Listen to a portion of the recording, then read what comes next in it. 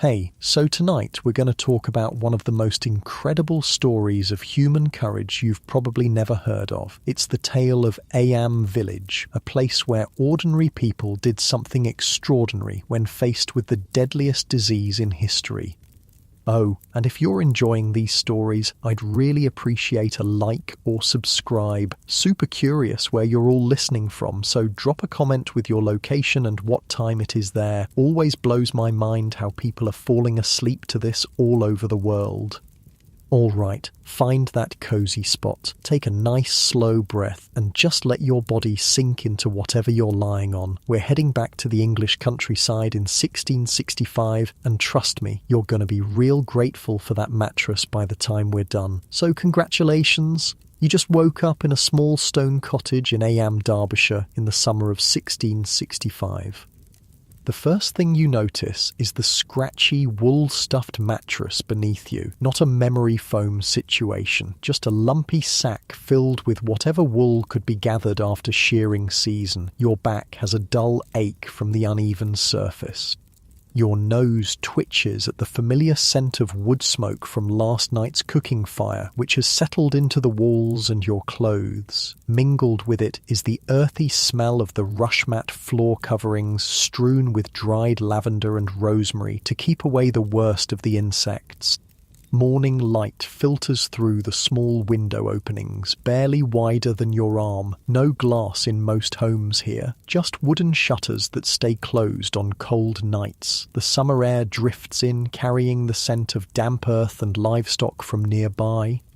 The sounds of early morning in the village reach your ears, a rooster crowing, the clank of metal as someone draws water from the well in the village square, voices calling to one another as the day begins, the distant baying of sheep on the surrounding hillsides. In the corner of the room, your family members are stirring on their shared sleeping platform. Most families in Ayam sleep together for warmth and because, well, separate bedrooms aren't really a thing unless you're wealthy. Privacy is a luxury few can afford. You stretch feeling the simple linen of your nightclothes against your skin. It's scratchy but familiar. Nobody sleeps naked here. The nights are too cold, even in summer in this village nestled in the Peak District of England. Your feet touch the packed earth floor as you swing your legs over the edge of the bed. It's cool beneath your toes and slightly damp. The morning dew always seems to find its way in somehow. The good news is that life in Ayam in 1665 is pretty stable. You're far from London and its problems. The village makes its living through lead mining and farming. People work hard but generally have enough food. The community is tight-knit. Everyone knows everyone else's business, for better or worse. The bad news is that this stable existence is about to be shattered completely, but you don't know that yet. Right now, it's just another summer morning as you pull on your simple wool clothing, maybe a linen shirt if you're lucky, wool stockings and leather shoes if you own them. Many children go barefoot in summer to save their shoes for winter. You splash your face with water from the earthenware basin. The water was collected from the village well yesterday and has sat overnight. It tastes faintly of minerals from the lead mining that makes this region prosperous. Breakfast is simple, a hunk of dense bread made from whatever grain could be grown in the rocky soil around Ayam, mostly rye, which makes for a dark, heavy loaf. Maybe some hard cheese if your family is doing all right. A sip of small beer, the lightly fermented drink that's safer to consume than water. Even children drink it. It's barely alcoholic, just enough fermentation to kill the dangerous stuff. The cottage has one main room where everything happens. Cooking, eating, working, socialising. If your family is prosperous, there might be a separate sleeping area. If not, you all crowd together in this single space. The furniture is minimal and handmade. A table, some benches, perhaps a chest for storage, a stool or two. Outside, Ayam is stirring to life. The village sits in a valley surrounded by rolling hills. About 350 people live here, or maybe 800, depending on which historical account you believe. Either way, it's a small place where faces are familiar. Stone cottages cluster around the village centre with its church and well. Beyond them stretch small fields divided by dry stone walls, the iconic limestone barriers built without mortar that still crisscross the Peak District today. Sheep graze on the hillsides too steep for crops. The rhythm of life here follows the seasons and the sun. People rise at dawn and work until dusk. The church bells mark time and call villagers to worship. Everyone attends. It's not just religious, it's the centre of community life. As you step outside your cottage door, neighbours nod in greeting. The blacksmith's hammer rings out from his forge. A group of miners trudges toward the hills where they'll spend the day extracting lead ore. Women gather at the well, collecting water and sharing village news. A normal day in a normal English village. Nothing to suggest that Eyam would soon become infamous, known to history as the village that voluntarily quarantined itself to prevent the spread of the Black Death at tremendous cost to its own people. But let's go back a bit and understand what's happening in England in 1665. King Charles II sits on the throne. It's the Restoration period, named because the monarchy was restored after the English Civil War and the years when Oliver Cromwell and the Puritans ruled. Theatres have reopened. People are enjoying life again after the strict Puritan years. Meanwhile, in London, something terrifying is happening. The bubonic plague, the Black Death, has returned. It's raging through the city, killing thousands. They're digging mass graves. Anyone who can afford to flee the city is doing so, including the king and his court. But Eyam feels safe. It's over 150 miles from London, isolated in the Derbyshire Hills. What happens in the capital seems distant and removed from daily life here. Until late August 1665, when the local tailor, Alexander Hadfield, receives a package from London. Inside is a bolt of cloth he ordered for his business. It's slightly damp from the journey, so his assistant, George Vickers, spreads it near the fire to dry. Unknown to George, the cloth contains fleas, and these aren't just any fleas. They're carrying Yersinia pestis, the bacteria that causes bubonic plague.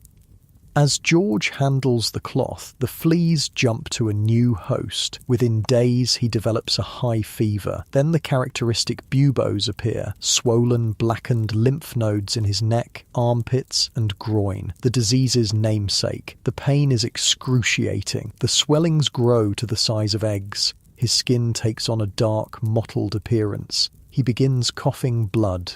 George Vickers dies on September 7th, 1665. He's the first plague victim in Eyam, but he won't be the last.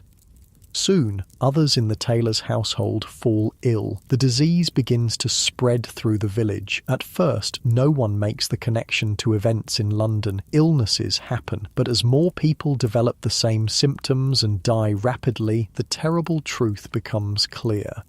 The plague has come to Eyam. By the end of the year, 42 villagers have died. Then winter arrives and the disease seems to abate. Some wonder if the worst is over. Maybe it wasn't even the plague at all, but some other illness. They're wrong. The plague is just hibernating. When spring comes in 1666, it roars back with devastating force. This is when the newly appointed rector of Eyam, William Mompesson, makes an extraordinary proposal to the villagers. He's only been in Eyam for a year, having arrived in 1664. He's young, in his early 30s, educated, and from a different social class than most of his parishioners. Mompesson realises that people from infected households are starting to flee the village, potentially carrying the disease to nearby towns. If this continues, the plague could spread throughout northern England. With the help of the previous rector, Thomas Stanley, who many villagers trust more than the newcomer, Mompesson calls the entire village together. What he proposes is almost unthinkable.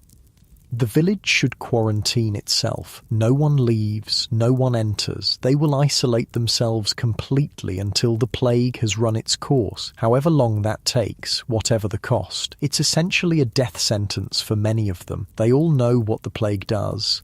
They can see it happening to their neighbours, their friends, their families, and they're being asked to stay put and face it rather than flee to safety. Remarkably, they agree. The boundaries of the village are marked with stones. Villagers are forbidden to cross this line. Arrangements are made with the Earl of Devonshire from nearby Chatsworth House and merchants from surrounding villages to leave food and supplies at the stones. Money is left in return, soaked in vinegar which they believe will disinfect the coins. And so begins one of the most extraordinary acts of communal sacrifice in history. For the next 14 months, the plague ravages Ayam. Remember, this isn't like our modern understanding of disease. They don't know about bacteria or fleas as vectors. Many believe the plague is airborne, spread by bad air or miasma. Others see it as divine punishment for sins. People carry posies of sweet-smelling herbs, hoping to ward off infection. They burn rosemary and other herbs in their homes. Some sit in sewers, thinking the foul smell will drive away the plague. None of it works. The death toll mounts. Entire families are wiped out. In the worst cases, someone falls ill in the morning and is dead by nightfall. With the church too dangerous for gatherings, services move outdoors to a natural amphitheatre called Cucklet Delph, where people can spread out and maintain distance from each other. Families are instructed to bury their own dead rather than risk spreading infection through communal funerals. So now, in addition to watching loved ones die in agony, survivors must dig graves and handle the bodies themselves. Elizabeth Hancock loses her husband and 6 children in the span of 8 days. Alone, she drags each body to a field near their farm and buries them one by one. The site is still known as the Riley Graves today. The plague window in St. Lawrence Church tells the story of Roland Torre and Emmett Siddle, young lovers from neighbouring villages who are separated by the quarantine. They meet at a village boundary stone each week, keeping their distance but calling to each other across the divide. Then, one week, Emmett doesn't come. She has died of the plague. Roland never sees her again. But amid the horror, something surprising happens. Not everyone who's exposed gets sick. Some people, like Elizabeth Hancock, never contract the plague despite constant contact with infected family members. Marshall Howe, the unofficial gravedigger who handles dozens of plague victims, never falls ill. Others, like Margaret Blackwell, develop symptoms but then recover. Something almost unheard of with bubonic plague, which typically has a mortality rate of 60 to 90% without treatment. Scientists studying this phenomenon centuries later will discover something remarkable. Many of the survivors and their descendants carry a genetic mutation called Delta 32, which appears to provide resistance to the plague bacterium. The same mutation, researchers discover in the late 20th century, also provides protection against HIV. But the villagers of Ayam know nothing of this. They only know the daily reality of watching their community die around them, while honouring their commitment to protect the outside world. In the end, the plague claims at least 260 lives in Ayam. By some accounts, only 83 villagers survive out of a population of 350. Other sources suggest there were about 800 residents initially, with 430 survivors. Either way, the death rate is staggering, far higher than it would have been if they had fled. But their sacrifice works. The plague does not spread to the surrounding areas. The villages and towns nearby are spared the devastation that Ayam willingly accepted. When the plague finally burns itself out in November 1666, the survivors emerge from their ordeal forever changed. They've witnessed unimaginable suffering and loss, but also extraordinary courage and community spirit. Tonight, as you're lying there getting comfortable, your head sinking into that soft pillow, I want you to think about those villagers, their sacrifice, their choice to endure the unendurable for the greater good. The story of Ayam isn't just about disease and death. It's about what ordinary people are capable of when faced with impossible choices, how a community can come together in crisis, how courage can manifest in the quietest, most everyday decisions. You shift slightly, finding a more comfortable position as you imagine yourself back in that stone cottage. The night is settling in now. Through the cracks in the shutters, moonlight spills onto the rush-strewn floor. Somewhere in the distance, an owl calls. Your muscles relax a bit more deeply as you picture the rolling hills surrounding the village, the sheep settling down for the night, the stars emerging one by one in the clear Derbyshire sky. Now, 3.5 centuries later, Eyam is a peaceful tourist destination in the Peak District National Park. Visitors come to see the plague cottages, the Riley graves, the boundary stones, and the museum that tells this remarkable story. The village itself is thriving, with about 900 residents, many of whom are descendants of the survivors.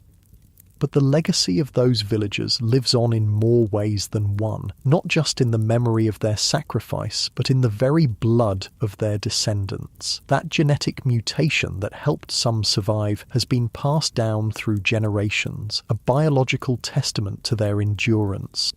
And even now, in the face of modern pandemics, we look back to Eyam for lessons about community, sacrifice, and how ordinary people respond to extraordinary circumstances. Your breathing naturally slows a bit, settling deeper into relaxation as you think about how human courage connects us across centuries, and how the village that beat the Black Death has something important to teach us about who we really are when everything is on the line. Now let's step deeper into the daily reality of Eyam during those 14 months of quarantine. What was it actually like to live there? To wake up each morning not knowing if this would be the day you or someone you loved would show the first symptoms? The morning routine changed dramatically once the plague took hold. Instead of the casual greetings and gossip at the village well, people began to keep their distance from one another. Not easy in a small community where houses clustered close together. Imagine waking up and your first thought being, who's still alive today? Whose empty cottage will you pass on your way to collect water? The sound of the church bell, once a comforting marker of daily rhythms, became something to dread. Now it rang primarily to announce another death. Some days it barely stopped. Inside homes, families tried to maintain some semblance of normal life. Bread still needed baking. Animals still needed tending. Children still needed minding. The routines of survival continued, even as death stalked the village. But every aspect of daily life was coloured by fear and precaution. Meals were eaten with silent prayers that the food would sustain health rather than be a last supper. Bedtime brought not just physical rest, but anxious checking for symptoms. Every itch or warm forehead sparked terror. The worst part might have been the helplessness. Medical knowledge in 1665 was primitive by our standards. Doctors still believed in the 4 humours: blood, phlegm, yellow bile, and black bile. Illness was seen as an imbalance of these substances. Treatments included bloodletting and purging, which often weakened patients further. But Eyam had no doctor anyway. The villagers relied on folk remedies and whatever medical knowledge the rector Mompesson might have gleaned from his education. Some villagers carried posies of herbs like rosemary, thyme, and lavender, pressing them to their noses when passing others. A pocket full of posies, from the nursery rhyme "Ring around the rosy," refers to this practice, though the connection between this rhyme and the plague is debated by historians. The image is powerful. Others tried vinegar as a disinfectant, soaking coins in it and washing hands and faces with diluted solutions. Some burned herbs and specific woods, believing the smoke would purify the air. Tobacco smoking increased, thought to be protective. Windows and doors were kept tightly shut to prevent bad air from entering homes, making the already small cottages stuffy and increasingly rank with the smell of unwashed bodies, cooking and fear sweat. The summer heat of 1666 made everything worse. Wool clothing, practical for the cool English climate, became unbearable in the warmer months. But changing clothes was a luxury when every task took more effort, and laundering was a lengthy process of hauling water, heating it over a fire, scrubbing with harsh lye soap and drying on bushes or lines. Sleep became elusive for many. Beds that once held entire families safely now seemed dangerous. If one person had the plague, sleeping close might spread it. Some chose to sleep on the floor or outside in barns rather than risk proximity.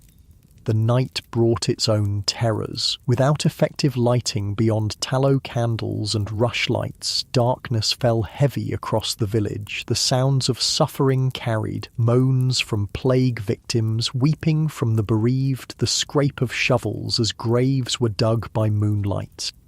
Some homes fell completely silent. The Hancock family farm at Riley, on the outskirts of the village, lost 8 members in quick succession. Only Elizabeth survived. Can you imagine the silence in that house after so much loss? The empty chairs at the table, the untouched bedding, tools with no hands to wield them? Or the Talbot family, where the mother Mary watched 5 of her children die before succumbing herself. Her husband remained, alone with his grief in rooms that once echoed with family noise. The Thorpe family lost their young twins on the same day, both boys, just 4 years old, buried side by side in the family garden. Yet amid this devastation, the village held together. The commitment to quarantine never wavered, despite the mounting cost. Food delivery became the lifeline of the community. Every few days, villagers would walk to the boundary stones to collect provisions left by outsiders. Money soaked in vinegar was placed in hollows in the stones as payment. No direct contact occurred. What arrived was basic sustenance: grain for bread, occasional meat or cheese, vegetables in season. No luxury items made the journey, just enough to keep the villagers alive, those whom the plague had spared.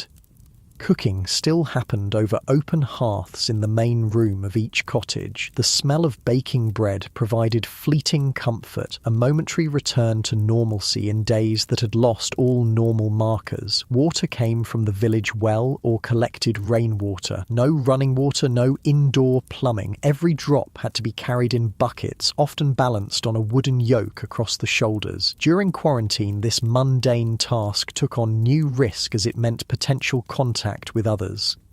Some families who lived near the edges of the village began drawing water from streams outside the settlement, avoiding the central well and its congregation of people. Children who survived watched their world collapse. Playmates disappeared. Parents fell ill.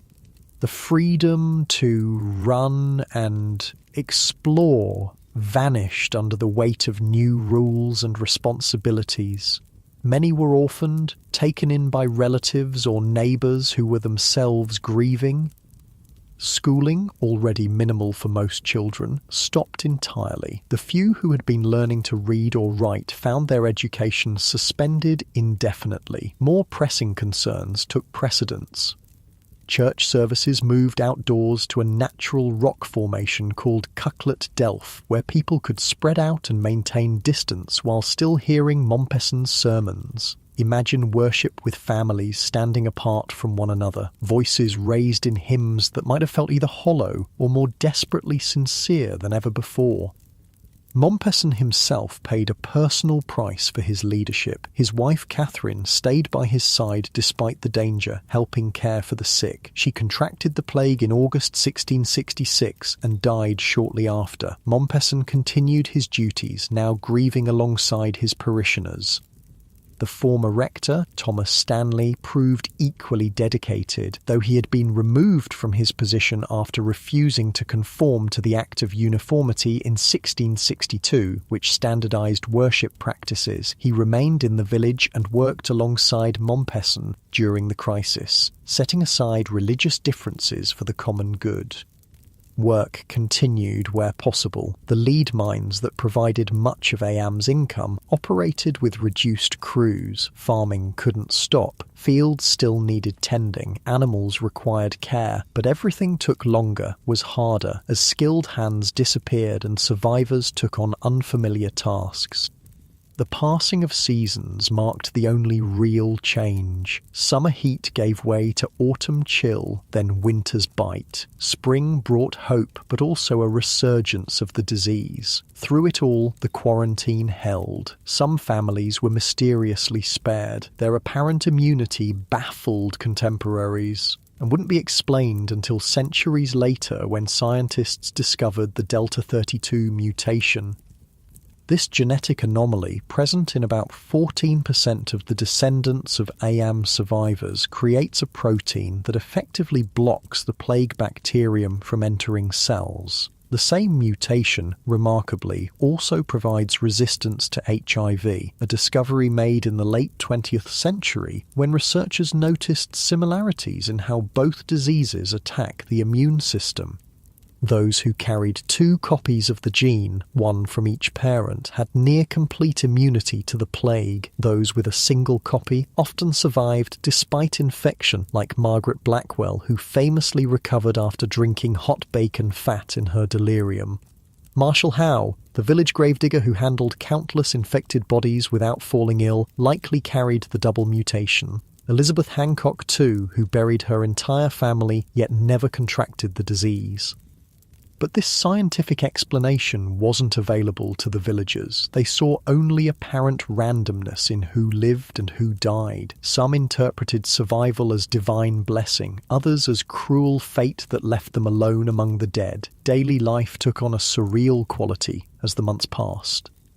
The boundary of the village, once just a geographic marker, became a psychological barrier. The world beyond seemed increasingly distant, almost theoretical.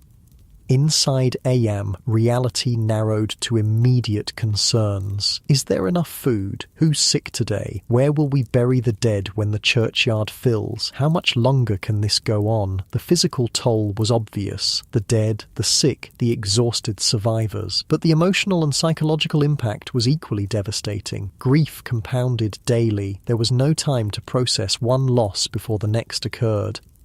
For children who survived, the trauma shaped their development. Imagine growing up watching death become commonplace, playing games in the shadow of freshly dug graves, learning that loved ones could disappear overnight, yet human resilience showed itself even here. Small moments of joy persisted, a particularly beautiful sunset, a child's laughter, the taste of fresh bread, brief respites from the weight of constant vigilance and grief. Coping mechanisms varied. Some turned fervently to religion, seeing the plague as a test of faith. Others grew angry with God, questioning how a benevolent deity could allow such suffering. Some sought solace in folk magic and superstition when prayer seemed to go unanswered. Alcohol consumption increased. The village had several alehouses before the plague, and home brewing was common. The mild buzz of beer or the stronger comfort of spirits offered temporary escape from unbearable reality.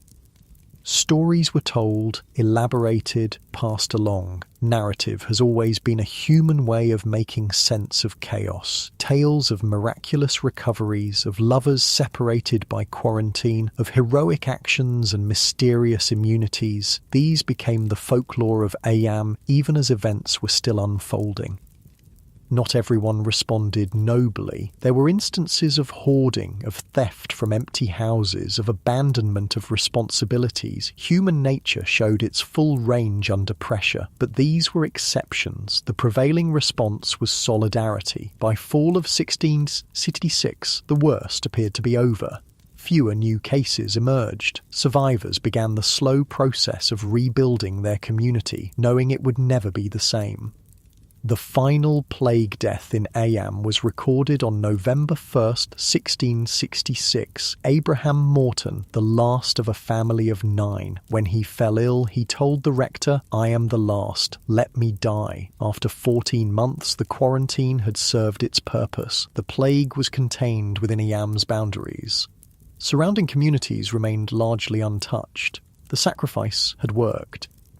The surviving villagers faced the monumental task of rebuilding their lives. Homes stood empty, fields had gone untended, skills and knowledge had died with their practitioners. The social fabric was in tatters, with entire family lines erased. Yet they persisted. New marriages formed often out of necessity as much as affection. Widows and widowers joined households. Orphaned children found new families. The community, reduced but resilient, began again.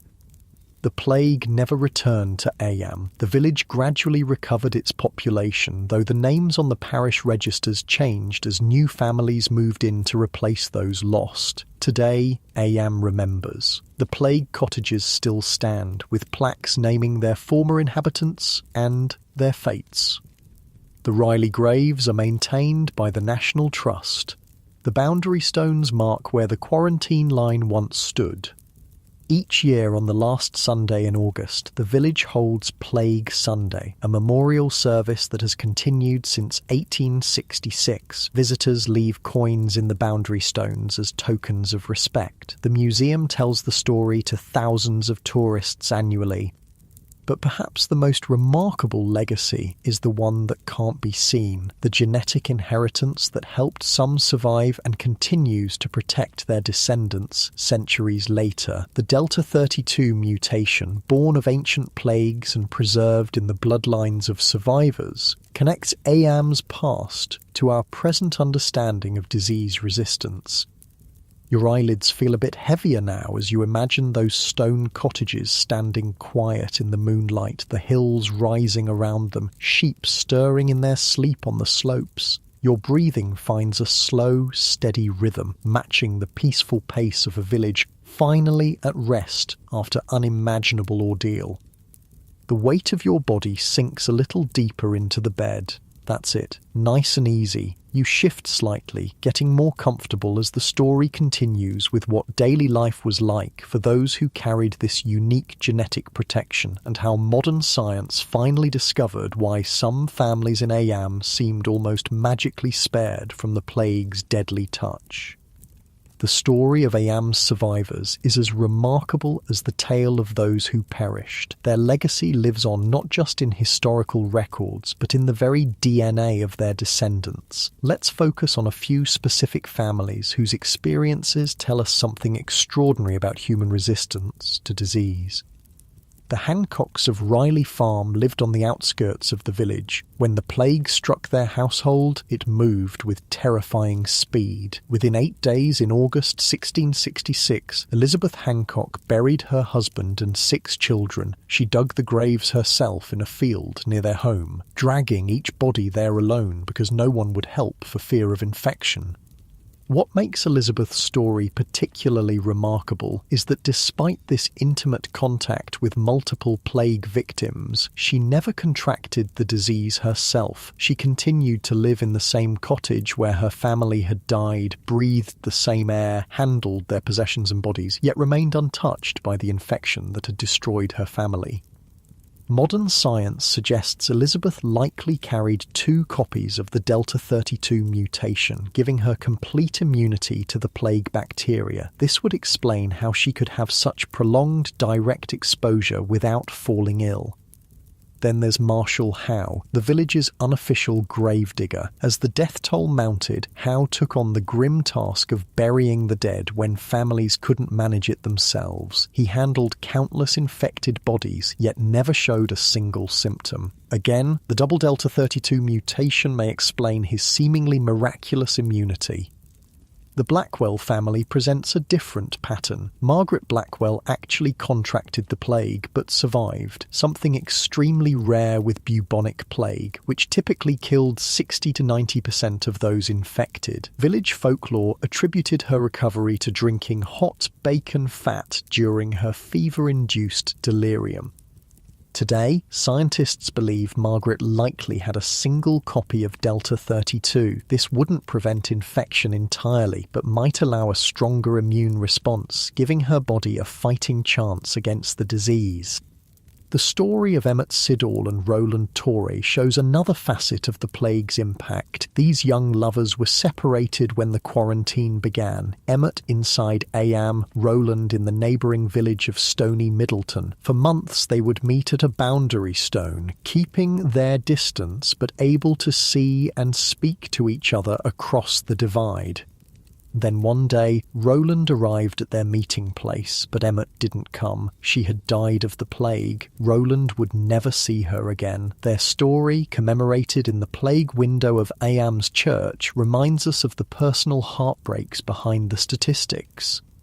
The Talbot children present yet another puzzle. Mary Talbot watched 5 of her children die before succumbing herself. Her husband survived. Why would the disease strike so unevenly within a single household? The genetic explanation suggests the father may have carried protective genes that he passed to none of his children, or perhaps environmental factors played a role, where people slept, what they touched, which fleas bit them. These stories remained local lore for centuries, curiosities noted by historians but without scientific explanation. Then, in the late 20th century, something remarkable happened that would connect Eyam's past to our present understanding of disease. In the 1990s, scientists studying HIV noticed something curious. Some people exposed to the virus repeatedly never became infected. Others progressed to AIDS much more slowly than expected. What protected them? The answer came in 1996, when researchers identified a genetic mutation that altered a protein called CCR5 on the surface of white blood cells. This protein normally serves as a doorway for certain viruses to enter the cell. The mutation, dubbed Delta 32 because it's missing 32 base pairs from the normal gene, creates a shortened, non-functional protein. Without this doorway, HIV couldn't easily infect cells. Scientists were initially puzzled by the distribution of this mutation. It appeared almost exclusively in European populations, with the highest frequencies in Northern Europe, particularly Scandinavia and the British Isles. It was virtually absent in African, Asian, and indigenous American populations. Why would a mutation that protects against a modern virus like HIV be concentrated in European populations? The answer might lie in Europe's long history with another deadly disease, plague.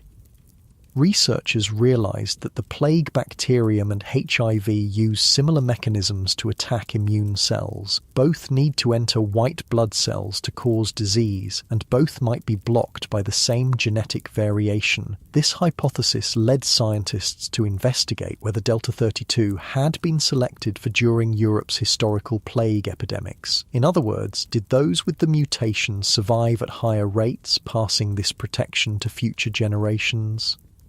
In 2000, this question brought researchers to Eyam. The village's well-documented plague history and relatively stable population made it an ideal case study. Scientists collected DNA samples from current residents who could trace their ancestry back to plague survivors.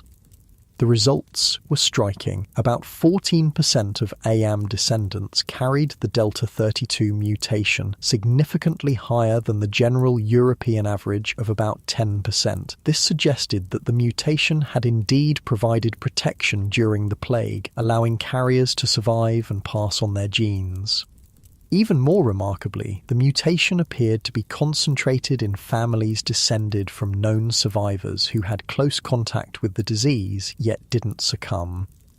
This discovery transformed our understanding of both historical plagues and modern HIV resistance. It revealed a direct genetic link between these seemingly unrelated diseases separated by centuries. The implications extend beyond academic interest. Understanding how Delta 32 protects against HIV has led to new approaches in AIDS treatment. Drugs that block the CCR5 receptor have been developed, mimicking what the mutation does naturally. In 2008, a man known as the Berlin patient became the first person considered cured of HIV after receiving a bone marrow transplant from a donor with the Delta 32 mutation. While this approach isn't practical for widespread treatment, it demonstrated the mutation's power and opened new research avenues. None of this would have been possible without the unwitting contribution of AYAM's survivors. Their genetic legacy, preserved through centuries and countless generations, continues to advance medical science today. Imagine that. The villagers who chose to isolate themselves in 1665, knowing many would die, not only saved their neighbours from immediate spread of plague, but also passed down genetic information that would help fight a pandemic they could never have imagined, more than 300 years in the future. It's a profound connection across time. DNA as a kind of message in a bottle, carrying information from those who survived one deadly disease to help those fighting another. For the people of AYAM during the plague, of course, none of this scientific understanding was available. They operated on the medical knowledge of their time, which was limited at best and dangerously wrong at worst.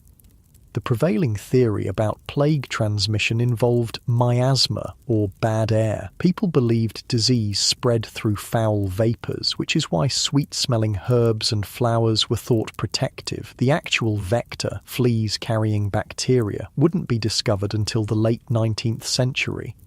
Treatment options were similarly misguided. Common approaches included bloodletting to balance the body's humours, applying heated cups to draw out disease, or lancing the buboes to drain the supposed poisons. These interventions often hastened death rather than preventing it. Some folk remedies were harmless if ineffective, consuming herb tonics or wearing amulets. Others were downright dangerous, like ingesting mercury compounds or arsenic. Religious explanations dominated. Many saw the plague as divine punishment for sin, leading to increased prayer, fasting, and penitence. Others blamed witchcraft or malevolent spirits, sometimes targeting vulnerable community members as scapegoats. Against this backdrop of limited understanding, the actions of AYAM's residents appear even more remarkable. Without knowing why some survived while others perished, without modern medicine to treat the sick or prevent spread, they still chose the path of greatest sacrifice for the common good. The daily reality for those with natural immunity must have been bewildering. Imagine watching everyone around you fall ill while you remained healthy despite similar exposure. Would you attribute it to divine protection, to some virtue or practice you couldn't identify? Or would you live in constant fear, never knowing when your apparent luck might run out? Elizabeth Hancock, burying her family one by one while somehow staying well herself, couldn't have understood the genetic protection she carried. The experience might have seemed more curse than blessing. Survival meant bearing witness to unbearable loss. Marshall Howe, handling the dead without consequence, might have developed a kind of fatalistic courage. If death hadn't claimed him yet, despite his grim work, perhaps he was somehow chosen to perform this necessary service. For those with partial protection like Margaret Blackwell, recovery would have seemed miraculous. Stories of her drinking hot bacon grease and subsequently improving spawned folklore about this as a cure, though it was likely coincidental to her body's ability to fight back against the infection. The village's collective experience created a unique population, those who survived through immunity, those who survived by chance or circumstance, and newcomers who arrived after the plague had passed. This mix would shape AYAM's genetic and cultural future. In the years immediately following the plague, marriages between survivors were common, often driven by necessity as much as affection. Widows and widowers joined households. Properties changed hands as family lines ended, and others expanded to fill the gaps. Some survivors left AYAM, unable to remain in a place so marked by tragedy. Others stayed, bound to their land and community despite painful memories. New families moved in, drawn by available homes and land. The village gradually rebuilt itself, though it would never be the same. The demographic impact was significant. Entire family lines disappeared. Others, particularly those with genetic resistance, expanded their presence in the population. Names that had been common in Ayam for generations vanished from parish records, while others became more prominent. The economic effects were equally profound. Skilled trades lost their practitioners. Agricultural patterns shifted as some fields went untended. The lead mining industry, a mainstay of Ayam's economy, took years to recover its workforce. Yet recover they did. Human resilience showed itself in countless small ways. New babies were born. Damaged homes were repaired. Fields were replanted. The rhythms of rural life, disrupted by tragedy, gradually reasserted themselves. The psychological impact is harder to trace through historical records. How did survivors process their experiences? What dreams haunted their nights? How did they explain their survival to themselves and others? We can only imagine the complex emotions, relief mingled with guilt, gratitude shadowed by grief, the strange emptiness of moving through spaces once filled with familiar faces, now gone. For children who lived through the plague, particularly those orphaned or who lost siblings, the effects would have been profound and lasting. Their understanding of safety, of family, of the natural order of life and death was fundamentally altered at a formative age. Yet, children are also remarkably adaptable. The young survivors of Ayam grew up, married, had families of their own. They carried their experiences with them, but were not defined solely by tragedy. The story of Ayam might have remained a local legend known only to those with connections to the village, if not for a Victorian revival of interest. In the 19th century, with its fascination for dramatic historical narratives, Ayam's plague story captured the imagination of writers and historians. William Wood, himself a descendant of plague survivors, published The History and Antiquities of Ayam in 1842, bringing the village's story to a wider audience. The first Plague Sunday commemoration was held in 1866, marking the bicentenary of the quarantine decision. It has continued annually ever since, held on the last Sunday in August. Victorian sensibilities transformed the Ayam narrative into a morality tale of sacrifice and Christian virtue. The complex, messy reality of human response to crisis was smoothed into a more palatable story of uniform heroism.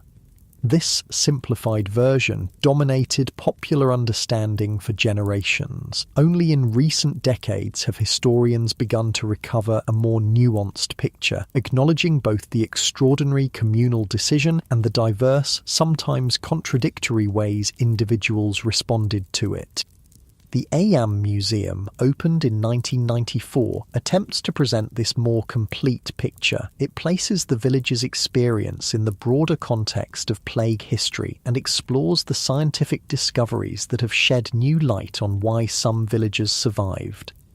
As our understanding of genetics advances, the Ayam story continues to evolve. Research published in 2019 suggested that Delta 32 might not be the only genetic factor involved in plague resistance. Other mutations affecting immune response could have played complementary roles in determining who lived and who died. The relationship between our genes and infectious disease is proving more complex than initially thought. Multiple genetic factors interact with environmental conditions, previous exposures, and even psychological states to influence outcomes. This complexity doesn't diminish the significance of Ayam's contribution to our understanding. Rather, it highlights how much we still have to learn from historical disease events and the genetic legacies they left behind. For modern Ayam, the plague history is both burden and blessing. Tourism driven by interest in the plague story provides economic benefits, but also means constantly revisiting the village's darkest chapter. Finding balance between commemoration and commercialization remains an ongoing challenge. Many current residents are proud of their connection to this history, particularly those who can trace their ancestry to survivors. The story has become central to local identity, a testament to community spirit and sacrifice that transcends its tragic elements. Visiting Ayam today, you can walk the same streets the quarantined villagers walked. The cottages where plague struck still stand, now bearing plaques naming their former inhabitants and their fates. The church holds its plague window and records. The boundary stones mark the quarantine line. It's a physical connection to a distant past that suddenly feels more relevant than ever. In an age when we've faced our own pandemic challenges, the choices made by a small village in 1665 resonate with renewed significance. What would we do in their place? Would we choose the common good over self-preservation? Would we stay to help others, knowing it might cost our lives? Or would we flee to safety? These aren't easy questions, and Ayam offers no simple answers, just the complicated reality of human response to crisis. Your body feels heavier now, sinking deeper into the bed, that delicious weight of relaxation spreading through your limbs. Your breathing has found its natural rhythm, slow and deep. You're comfortable, safe, worlds away from the hardships of 17th century life. As you settle in, muscles unwinding, tension melting away, consider the threads that connect us to those villagers across centuries, the same human fears and hopes, the same need for community in crisis, the same capacity for both self-preservation and sacrifice. And beyond these emotional connections, there are physical links too, genetic inheritance passed down through generations, shaping our resistance to disease in ways we're only beginning to understand. You shift slightly, finding that perfect spot as the scientific detective story continues, with researchers tracking genetic clues across centuries to solve an ancient mystery of survival against impossible odds. The scientific detective story of Ayam's genetic legacy began in earnest in December 2000. That's when a team of researchers from the National Cancer Institute in Maryland travelled to this small English village with a remarkable hypothesis to test. Led by Dr. Stephen O'Brien, the team had been studying HIV resistance when they noticed something curious. A genetic mutation called Delta 32 seemed to provide protection against HIV infection, and this mutation was concentrated in European populations, particularly in areas with historical exposure to plague. Could there be a connection? The researchers needed a place with well-documented plague history and stable population records to test their theory. Ayam, with its extraordinary story of quarantine and survival, was the perfect natural laboratory. The scientists began collecting DNA samples from current Ayam residents who could trace their ancestry back to plague survivors. Joan Plant was one such resident, a direct descendant of the Blackwell family. Her ancestor Margaret Blackwell had famously survived the plague after drinking hot bacon fat in her delirium. John Hancock, another participant, traced his lineage to Elizabeth Hancock, who had buried her husband and 6 children but never contracted the disease herself.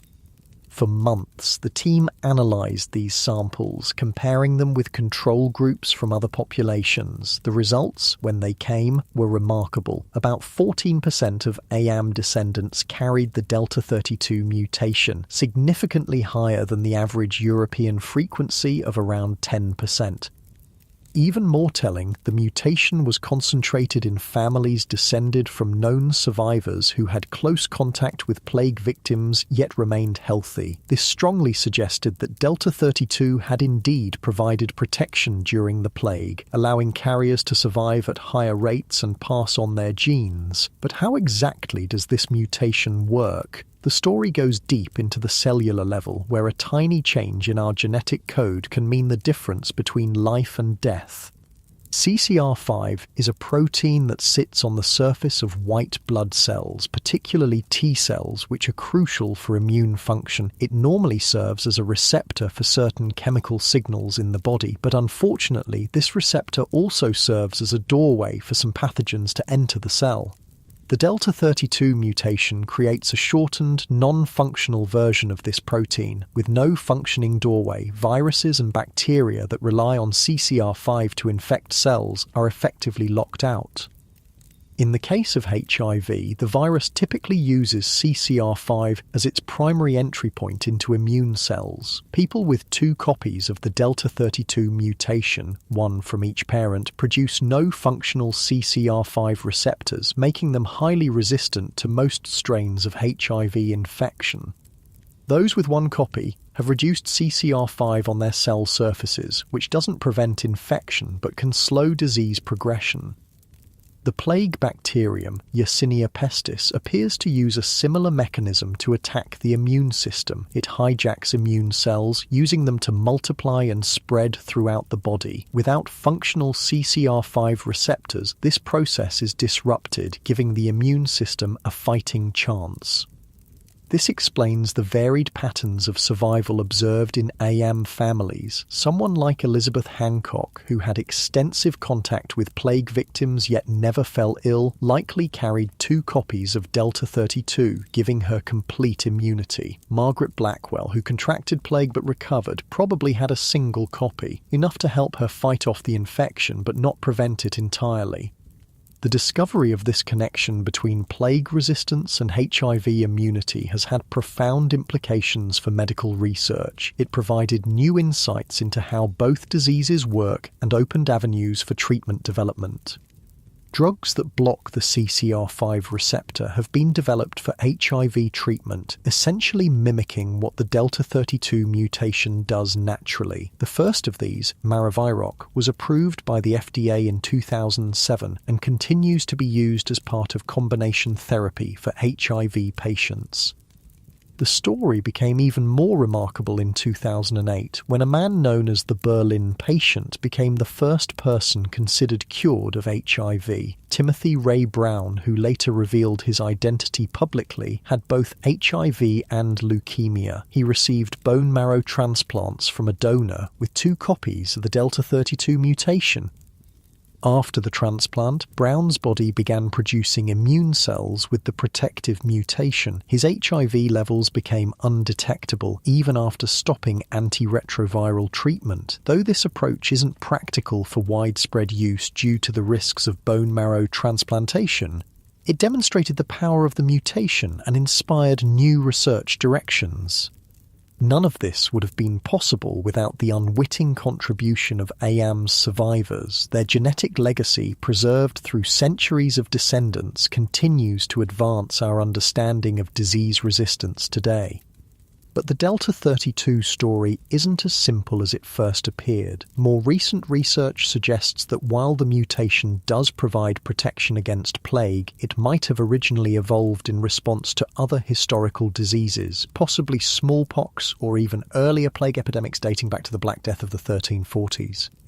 The evolutionary history remains under investigation, with each discovery adding new layers to our understanding of how human genetics and infectious diseases have shaped each other throughout history.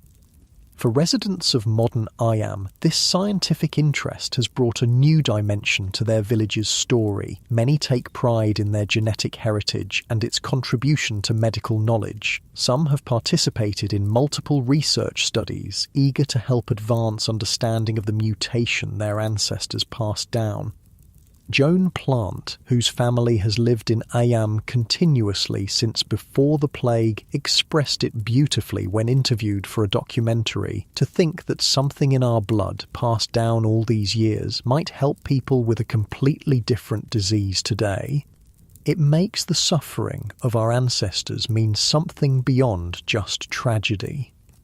The science continues to evolve. Researchers are now investigating whether Delta 32 and similar mutations might affect susceptibility to other diseases, including modern coronavirus infections. Each new pandemic brings renewed interest in the genetic factors that influence who gets sick and who doesn't. But beyond the genetics, AM's legacy lives on in more tangible ways. The physical landscape of the village still bears the marks of its plague history.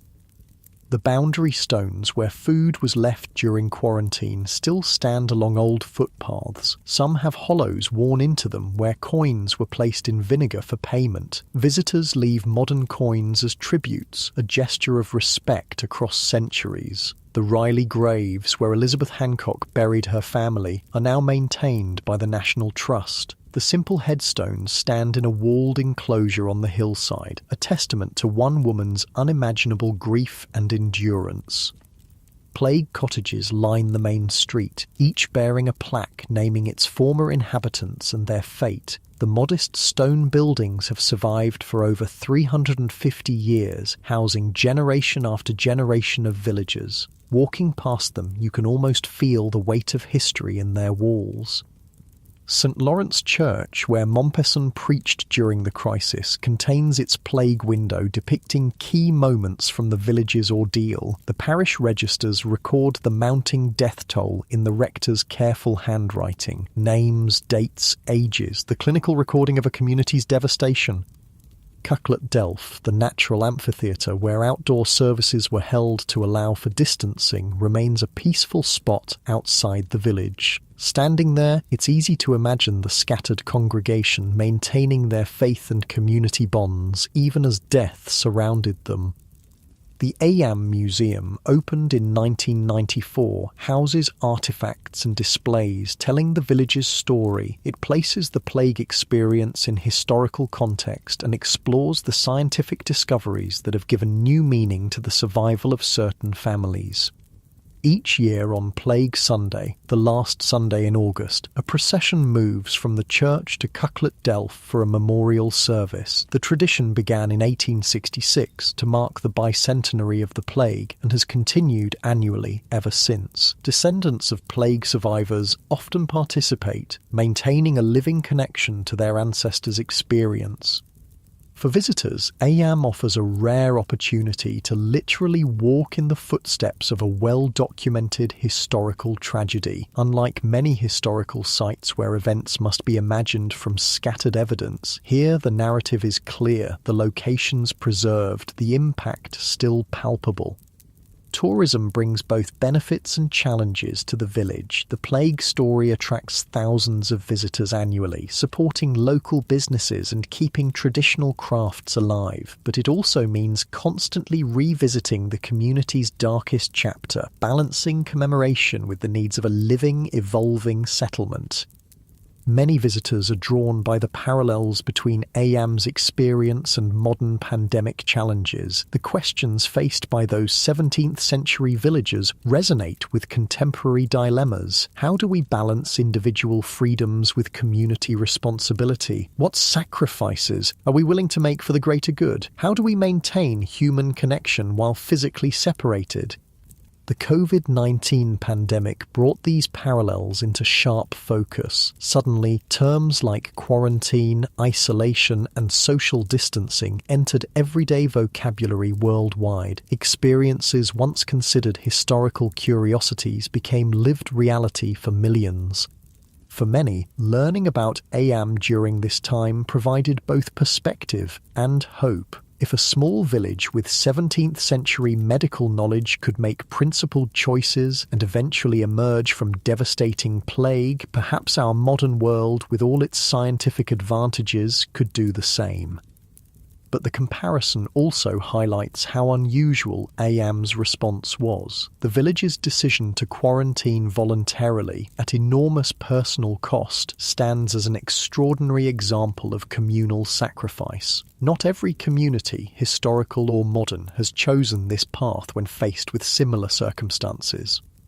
What made Ayam different? Leadership certainly played a role. Rector William Mompesson, though relatively new to the village, provided clear guidance based on the best medical understanding of his time. His personal sacrifice, staying to serve his parishioners despite the danger, even losing his wife to the disease, lent moral authority to his recommendations. The support of Thomas Stanley, the former rector who remained popular with villagers, was crucial in building consensus. Together, these men bridged potential religious and class divisions at a time when such differences could easily have fractured the community's response. The village's relative isolation may have been another factor. Surrounded by hills in the Peak District, Ayam was somewhat self-contained even before the plague arrived. The psychological leap to formal quarantine may have been smaller than for a community more dependent on constant exchange with neighbours. Religious faith provided both motivation and comfort. In an era when Christianity permeated all aspects of life, the notion of sacrifice for others resonated deeply. The biblical teaching to love thy neighbour as thyself took on immediate practical significance. But perhaps most important was the strong sense of community that already existed. These were people who had lived together for generations, whose families were intertwined through marriage and shared experience, who depended on one another for daily survival in ways our modern, individualistic society might struggle to comprehend. When crisis came, these bonds held. Not perfectly. There were instances of fear, selfishness, conflict, but strongly enough to enable an unprecedented collective action that saved countless lives beyond the village boundaries. The legacy of this choice extends far beyond Ayam itself. It has become a touchstone for discussions of community ethics, an example cited in medical ethics courses and public health debates. During the COVID-19 pandemic, the Ayam story was referenced repeatedly by journalists and officials seeking historical perspective on quarantine measures. For ethicists and historians, Ayam raises profound questions about autonomy, consent, and sacrifice. The decision to quarantine was not unanimous. How could it be with hundreds of villagers of varying ages, backgrounds, and perspectives? Some must have disagreed, yet complied. Others may have wanted to flee but lacked the resources. The simplified narrative of universal heroic sacrifice obscures these complexities. Yet the core truth remains remarkable. Faced with a deadly disease they barely understood, the majority of Ayam's residents chose to stay put, knowing many would die, to protect surrounding communities. This decision likely saved thousands of lives in neighbouring towns and villages. The cost was enormous. If the higher estimates are accurate, nearly 75% of Ayam's population died during the quarantine, a devastation almost impossible to imagine. Entire family lines were erased. Knowledge and skills that had been passed down for generations disappeared with their practitioners. Those who survived carried both visible and invisible scars. Physical debilitation from the disease itself, psychological trauma from witnessing mass death, the void left by lost loved ones, the survivor's guilt that often accompanies living through a disaster that claims so many others. Yet human resilience asserted itself. The village rebuilt. New families moved in. Children were born, grew up, formed their own families. Life inexorably continued. And through it all, the genetic legacy of those who survived through natural immunity quietly passed from generation to generation, a microscopic change in DNA, invisible to those carrying it, moving through time until science advanced enough to recognize its significance. Imagine the countless quiet moments that formed this chain of inheritance, a mother nursing her child, unknowingly passing on protection that had saved her own life, a young couple starting a family, carrying forward genes that would one day help fight a disease that didn't yet exist. There's something profoundly moving about this connection across centuries, how the suffering of one community created knowledge that would eventually help others facing different but equally deadly threats. It reminds us that our lives are not isolated moments in time, but part of an ongoing human story. The choices we make, the hardships we endure, the adaptations our bodies develop, all these may have consequences far beyond what we can imagine. For the people of Ayam during the plague, there was no way to know that their experience would one day advance our understanding of HIV or inform responses to future pandemics. They acted based on the knowledge and values they had, doing what seemed right in an impossible situation. Perhaps that's the most important lesson from EAM, not that they made a perfect choice or achieved a perfect outcome, but that they did their imperfect human best with the information available to them. They chose community over self, uncertain future benefit over immediate self-preservation. Your body feels comfortably heavy now, muscles relaxed and mind gently engaged with this story from long ago. The weight of your limbs against the bed is pleasant, grounding. Your breathing has found its natural rhythm, steady and deep. As you rest there, cozy and warm, picture the village of Ayam as it is today, peaceful under the changing English sky, sheep grazing on surrounding hills, stone cottages standing solid after centuries of wind and weather. The church bell rings the hours just as it did during the plague year, though now marking peaceful passages rather than mounting losses. You shift a bit, settling deeper into comfort as we consider how the scientific understanding of Delta 32 has continued to evolve in recent years and what new insights we're gaining into how our ancestors' struggles with disease continue to shape our health and immunity today. Recent scientific discoveries have added fascinating new dimensions to our understanding of AM's genetic legacy. While the Delta 32 mutation continues to be the most well-studied genetic factor in plague resistance, researchers now believe it's just one piece of a more complex puzzle. Your breathing deepens naturally as we explore these quieter, more contemplative aspects of the story. Each breath brings a gentle wave of relaxation flowing through your body. A study published in 2019 suggested that multiple genetic factors likely worked together to determine who survived the plague. Scientists identified several other immune-related genes that may have provided additional protection alongside Delta 32. The human immune system is remarkably complex, with multiple layers of defense against pathogens. Some genes affect our initial resistance to infection, others influence how effectively our bodies fight back once infected, and still others determine the severity of symptoms we experience. In AM, this genetic complexity might explain the varied patterns of survival observed among families and neighbours with similar exposure levels. Even within the same household, different genetic inheritances could have led to dramatically different outcomes when exposed to the plague bacteria. Your shoulders gently release any remaining tension as you settle deeper into your comfortable position. That's it. Nice and easy. Beyond genetics, environmental factors almost certainly played a role too. Nutrition, previous illnesses, stress levels, living conditions, all these could have influenced individuals' ability to resist or recover from plague. The story of the plague village continues to evolve as new research tools become available. Advanced DNA sequencing techniques now allow scientists to analyze ancient remains, potentially revealing the genetic profiles of those who died during historical plague outbreaks.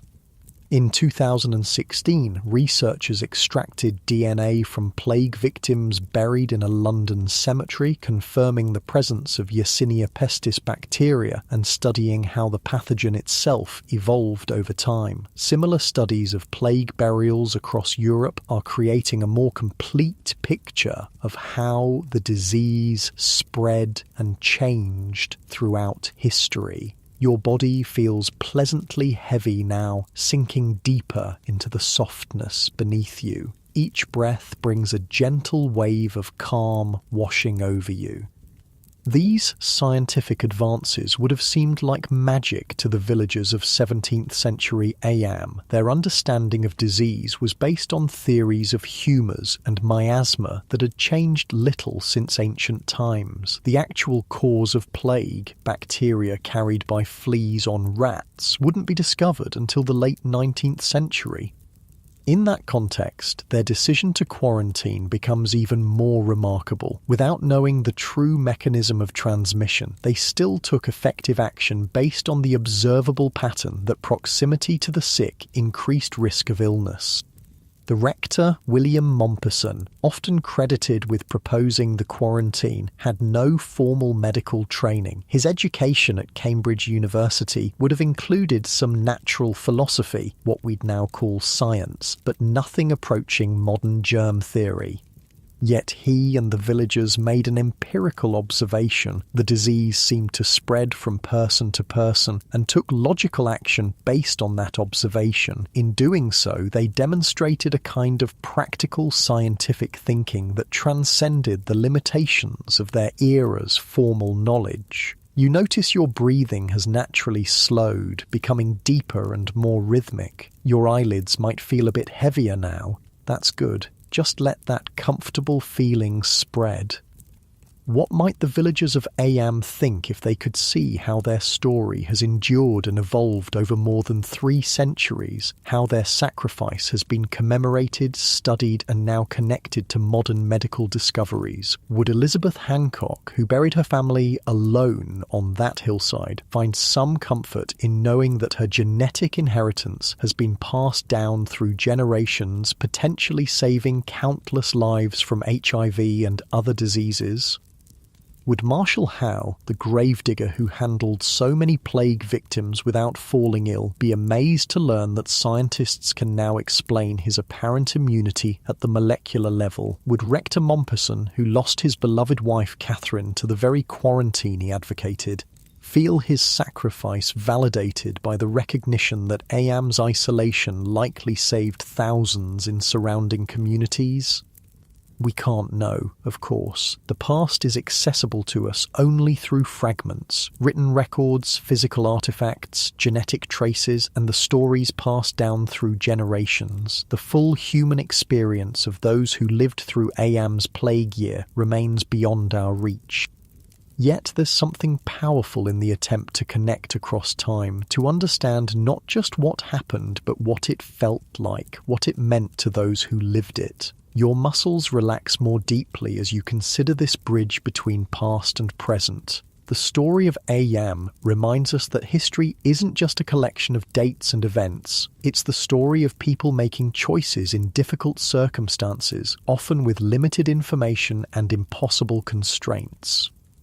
When we look at historical figures only through the lens of their most dramatic moments or decisions, we risk missing the full humanity behind those actions. The villagers of Ayam weren't just plague victims or heroic quarantine observers. They were complex individuals with hopes, fears, daily routines, personal relationships, and all the mundane and magnificent aspects of human existence. Your body feels wonderfully heavy now, comfortably settled into the perfect position. Each breath comes easily, deeply, naturally. Historical records tell us some fragments of these fuller lives. We know, for instance, that Catherine Mompesson wrote poignant letters to her children before her death, sending them away for safety but maintaining their connection through written words. We know that the lovers Emmett Siddle and Roland Torrey maintained their relationship across the quarantine boundary until Emmett's death, finding ways to see each other without physical contact. We know that even amid the horror of plague, daily life continued. Bread was baked, crops were tended, children played, people found moments of joy, connection and meaning even in the darkest circumstances. This continuity of ordinary life alongside extraordinary crisis is perhaps the most relatable aspect of Ayam's story to modern listeners. We too have experienced how daily routines persist even through global disruption, how the mundane and the momentous intertwine in times of crisis. Your eyelids may be growing quite heavy now. That's perfect. Just let them close whenever they want to. The physical legacy of Ayam's plague year remains visible in the village landscape. The Riley graves, where Elizabeth Hancock buried her family, stand in silent testament on the hillside. The boundary stones mark the quarantine line. The plague cottages line the main street, plaques noting their former inhabitants and their fates. The Ayam Museum preserves artifacts and tells the story to visitors from around the world. The parish registers in St. Lawrence Church record the mounting death toll in Maupassant's careful handwriting. The plague window depicts key moments from the village's ordeal in vivid stained glass. But perhaps the most meaningful legacy isn't physical at all. It's the example of communal sacrifice for the greater good, a choice made by ordinary people in extraordinary circumstances that continues to inspire and challenge us today. Your breathing has found that perfect rhythm now, slow and deep and comforting. Each breath brings a wave of relaxation flowing from your head all the way down to your toes. Ayam's story resonates differently across time periods and cultures. Victorian writers emphasized the religious aspects, portraying the quarantine as an act of Christian martyrdom. Later generations focused on the civic virtue aspect, putting community welfare above individual safety. During the COVID-19 pandemic, Ayam became a reference point for discussions about quarantine, isolation, and community responsibility. The village's experience offered both historical perspective and a kind of reassurance. Humans have faced devastating pandemics before and survived, not just physically, but with their humanity intact.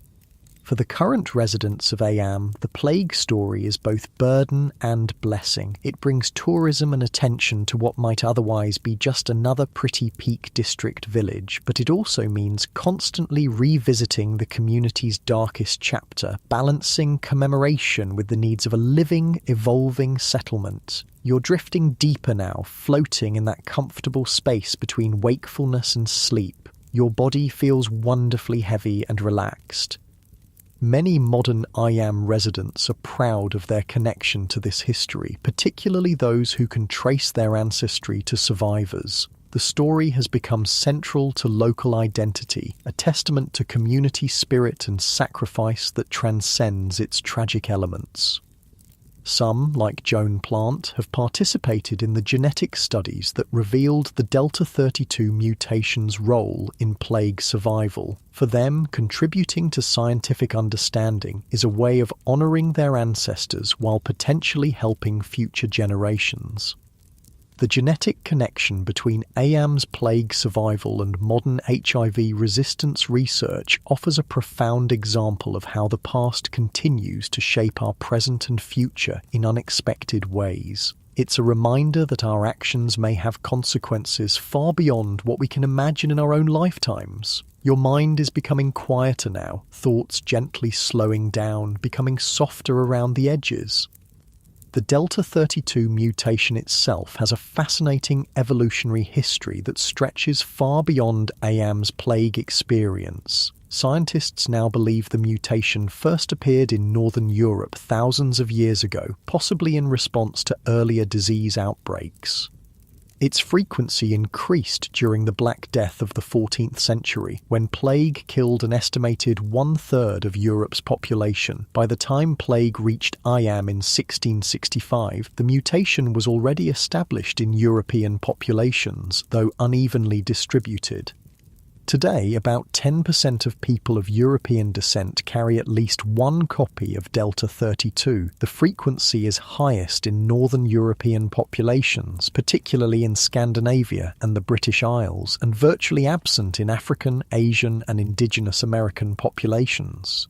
This distribution pattern reflects the historical exposure of different populations to plague and possibly other diseases that use similar infection mechanisms.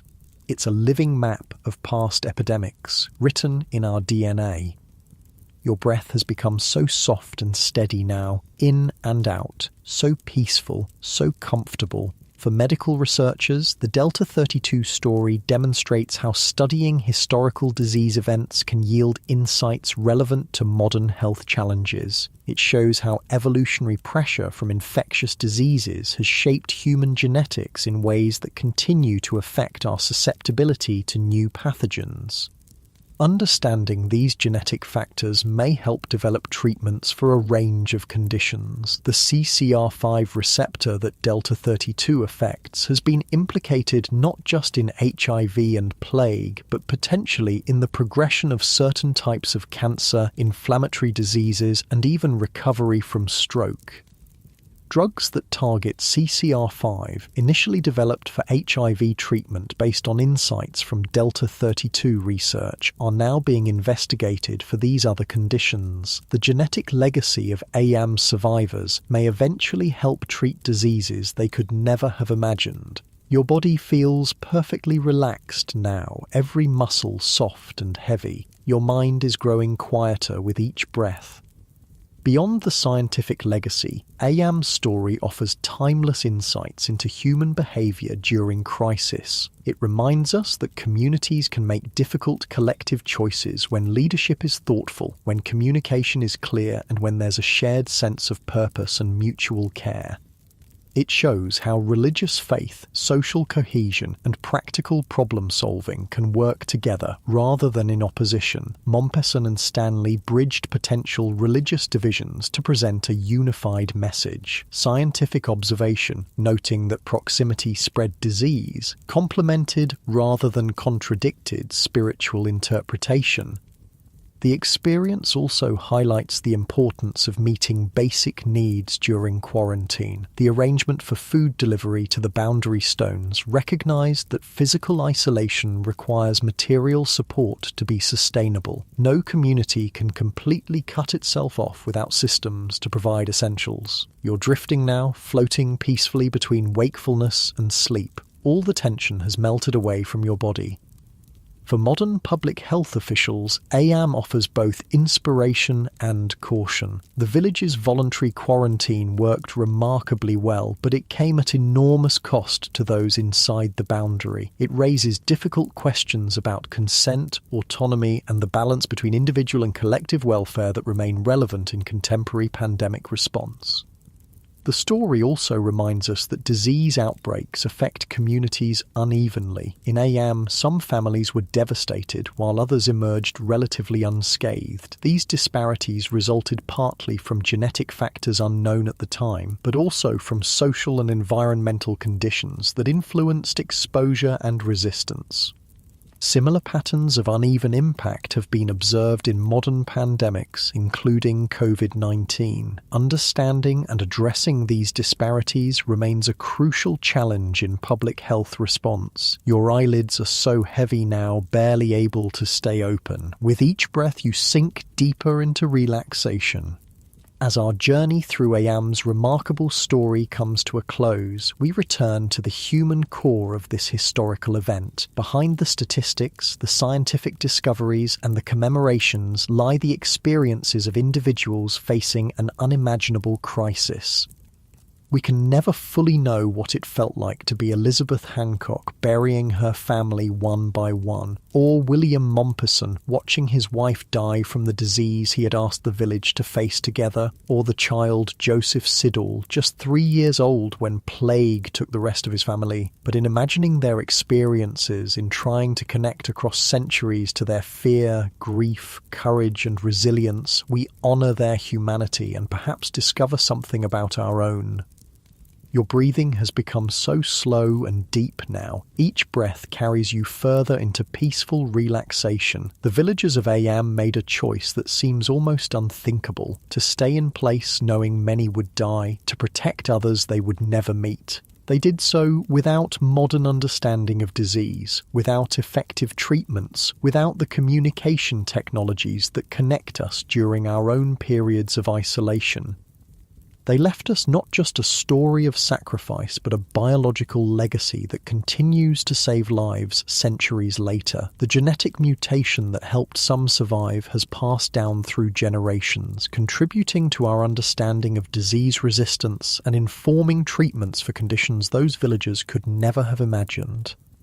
It's a profound connection across time, how choices made in one era ripple forward into the future in ways both visible and invisible, how the suffering of one community creates knowledge that eventually helps others facing different but equally deadly threats. Your mind is growing quieter and quieter now, thoughts gently fading as sleep comes closer. Today, Eyam is peaceful. The stone cottages stand solid under changing skies, sheep graze on surrounding hills, the church bell marks the hours as it has for centuries. Visitors come to learn the plague story, then leave to return to their own lives. But something of those plague year villages remains, in the landscape they shaped, in the genetic inheritance they passed down, in the example they set of what communities can achieve even in the darkest circumstances. As you drift towards sleep, imagine standing on the hills above Eyam. The village lies below, bathed in soft evening light. Stone walls trace patterns across the landscape. The church spire rises above clustered cottages. Beyond, the peaks and valleys of Derbyshire stretch to the horizon. Your eyelids are too heavy to keep open now. Your breathing is slow and deep. Your body feels completely relaxed. It's a scene that would be recognisable to those who lived through the plague year, a rare continuity in a world that has changed so dramatically in other ways. The boundaries they observed, the graves they dug, the decisions they made, all have left their mark on this landscape. And as you slip deeper towards sleep, consider how their story connects to your own, how the choices we make today might ripple forward into a future we cannot imagine, how the hardships we endure might someday yield unexpected benefits for those who come after us. The villagers of Eyam could never have known that their sacrifice would be remembered more than 3 centuries later, or that their genetic legacy would contribute to fighting a disease that didn't yet exist. They acted based on the values and knowledge available to them, doing their imperfect human best in impossible circumstances. Perhaps that's the most comforting lesson from Eyam, not that they made perfect choices or achieved perfect outcomes, but that they did what seemed right with the information they had. They chose community over self, uncertain future benefit over immediate self-preservation. Your mind is growing so quiet now, each breath carries you deeper into relaxation, closer to sleep. As your consciousness begins to drift, picture once more the stone cottages of Eyam standing solid after centuries, the boundary stones marking where quarantine once separated the village from the world, the church where Mompesson preached hope amid despair. Imagine the genetic legacy of those survivors passed down through generations, a microscopic protection carried forward in time until science advanced enough to recognize its significance. And as sleep approaches, feel gratitude for your own comfortable bed, for modern medicine, for the knowledge gained through centuries of scientific discovery, including discoveries made possible by studying Eyam's remarkable story. Your breathing is so slow and peaceful now, your body completely relaxed, your mind quiet and still. The story of the village that beat the Black Death fades gently as you drift deeper into sleep, carrying with you the legacy of ordinary people who made an extraordinary choice. Their courage, their sacrifice, their unwitting contribution to medical knowledge across centuries, all part of the ongoing human story that connects us across time. Sleep comes closer now, wrapping around you like a comfortable blanket, safe, peaceful, drifting deeper with each breath. And as you let go completely, surrendering to sleep, remember that like the survivors of Eyam, we all carry forward legacies we may never fully understand, in our actions, in our values, and sometimes in our very DNA. Sleep well, knowing you're part of this continuing human story. Your breathing steady and deep, your body heavy and relaxed, your mind peaceful and still, drifting, floating, sleeping,